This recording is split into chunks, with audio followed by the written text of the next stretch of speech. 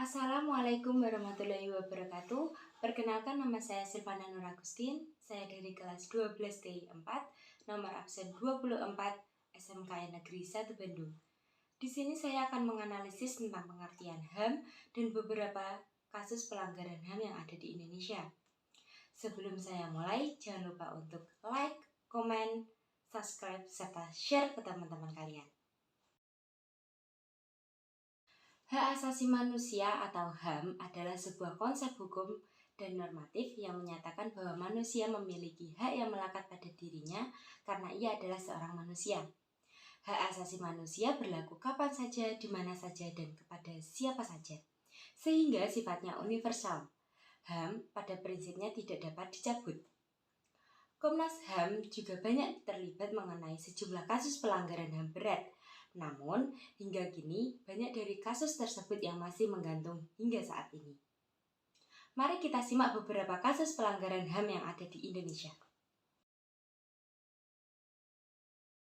Yang pertama, pembunuhan massal 1965. Pada 2012 silam, Komnas HAM menyatakan adanya indikasi pelanggaran HAM berat pada peristiwa gerakan 30 September 1965. Kasus pelanggaran HAM yang ditemukan meliputi pembunuhan, penganiayaan, pemerkosaan, penghilangan paksa, hingga perbudakan. Dari dugaan-dugaan itu, Komnas HAM menemukan sebagai besar korban adalah anggota PKI dan organisasi lain yang masih berkaitan. Korban lainnya adalah masyarakat umum. Yang kedua, peristiwa Talang Sari Lampung 1989. Peristiwa Talang Sari yang terjadi pada 7 Februari 1989 ini termasuk ke dalam kasus pelanggaran HAM berat. Peristiwa Talang Sari pecah karena ada penerapan asas tunggal Pancasila di masa Orde Baru. Saat itu, pemerintah, polisi, dan militer menyerbu masyarakat sipil di Talang Sari. Peristiwa ini terjadi di Dusun Talang Sari, Desa Raja Basa Lama, Wejapara, dan Lampung Timur. Berdasarkan catatan Komnas HAM, peristiwa Talang Sari setidaknya merenggut 130 nyawa, 77 diusir, 53 orang hanya dirampas secara sewenang-wenang, dan 46 orang mengalami penyiksaan. Jumlah korban secara pasti tidak diketahui hingga saat ini.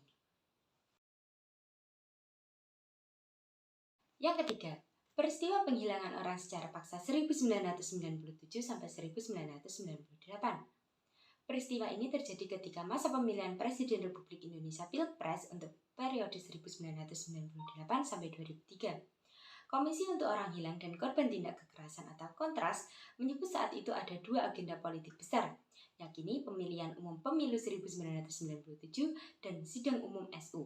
Majelis Pemusyawaratan Rakyat MPR pada Maret 1998 untuk pemilihan presiden dan wakil presiden.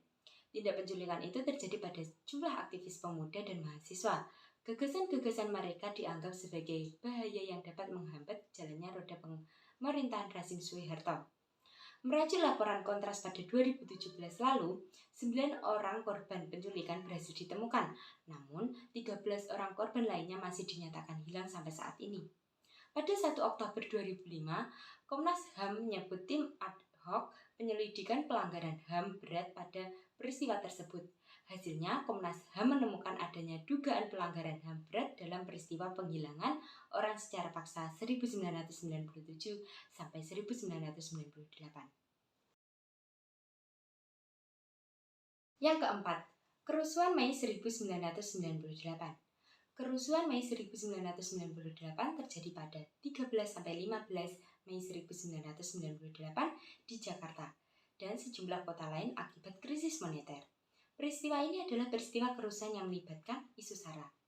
Selain penjarahan besar-besaran disebut, terdapat pula tindak kejahatan seksual terhadap perempuan. Korban dari kerusuhan tersebut didominasi oleh etnis Tionghoa. Kasus HAM menyebut peristiwa tersebut sebagai pelanggaran HAM berat masa lalu. Sampai saat ini, penyelesaian kasus tersebut tidak kunjung temu titik terang. Yang kelima, tragedi Trisakti Semanggi I dan Semanggi II.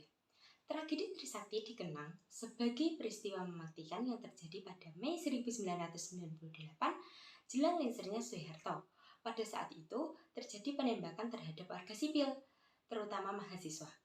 Tragedi ini menewaskan 4 mahasiswa. Usai kasus Trisakti pada 13 November 1998, peristiwa penembakan oleh aparat kembali terjadi kepada mahasiswa yang berdemonstrasi memprotes sidang istimewa DPR atau MPR dan menolak duifungsi ABRI di kawasan Semanggi. Tragedi ini dikenal dengan peristiwa Semanggi 1. Menurut data tim relawan untuk kemanusiaan, jumlah korban tewas mencapai 17 orang warga sipil, terdiri dari beberapa kalangan, dan ratusan korban luka tembak dan terkena benda tumpul. Pada 24 September 1999, rencana pemberlakukan UU Penanggulangan Keadaan Bahaya atau PKB kembali memicu demonstrasi besar dari mahasiswa karena dianggap bersifat otoriter. Penembakan terhadap mahasiswa pun kembali dilakukan dan dikenang sebagai peristiwa Semanggi II. Merujuk catatan Kontras menyebutkan 11 orang meninggal di seluruh Jakarta dan sekitar 217 orang mengalami luka. Komnas HAM telah melakukan investigasi yang selesai pada Maret 2002. Hasil penyelidikan itu telah dikirim ke Kejagung untuk dilakukan penyelidikan. Namun, Kejagung beberapa kali mengembalikan berkas hasil penyelidikan tersebut. Anehnya, pada 13 Maret 2008, berkas tersebut sempat dinyatakan hilang. Itulah pengertian dan beberapa kasus pelanggaran HAM yang ada di Indonesia. Sebelum saya tutup, terima kasih sudah menonton sampai akhir. Dan jangan lupa untuk like, komen, subscribe, serta share ke seluruh teman-teman kalian. Terima kasih. Wassalamualaikum warahmatullahi wabarakatuh.